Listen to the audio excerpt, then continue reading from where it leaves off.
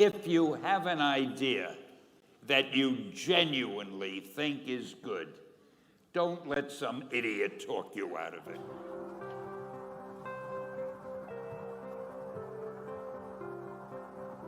We had already done the Fantastic Four and I think maybe the X-Men, I can't remember the order, but my publisher came to me and he said, Stan, I want you to come up with another superhero.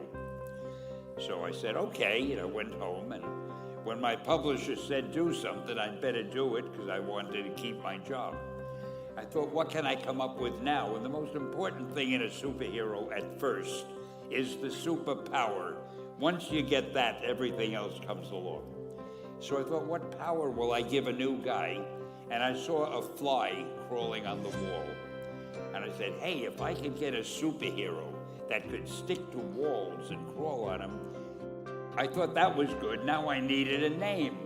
So I said, well, let's see, Fly Man, Mosquito Man. I got down to Spiderman. Spiderman. It just sounded dramatic. So, okay, I had my hero, I had his power, his name, and then I figured just for fun, I'm gonna give him personal problems. Then I thought I'd make him a teenager, because there were no teenage superheroes that I knew of at the time. So armed with all that wonderful material, those great ideas, I ran into my publisher's office and I told him, this was my reaction, the reaction he gave me. Stan, that is the worst idea I have ever heard. First of all, people hate spiders, so you can't call a hero Spider-Man. You want him to be a teenager? Teenagers can only be sidekicks. And you want him to have personal problems? Stan, don't you know what a superhero is? They don't have personal problems. Well, I left the office disappointed, but obviously a much wiser man. And I couldn't get Spider-Man out of my system. So we were about to kill a magazine. I think it was called Amazing Fantasy. It wasn't selling well, and we were sending the last issue to press. When you do the last issue of a magazine, nobody cares what you put in it because the book is dying. Just to get it out of my system, I put Spider-Man in Amazing Fantasy, featured him on the cover, forgot about it. A month later, all the sales figures came in. My publisher came racing into my office. Stan, you remember that character we both loved so much, Spider-Man? He said, let's do him as a series.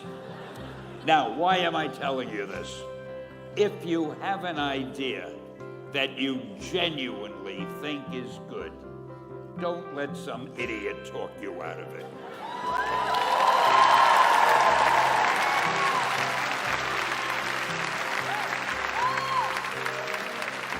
Now, that doesn't mean that every wild notion you come up with is going to be genius, but if there is something that you feel is good, something you want to do, something that means something to you, try to do it.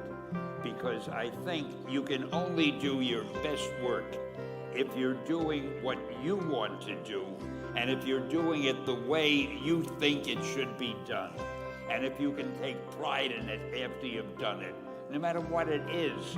If you can look at it and say, I did that, and I think it's pretty damn good. That's a great feeling. So don't let idiots talk you out of something that you think is good.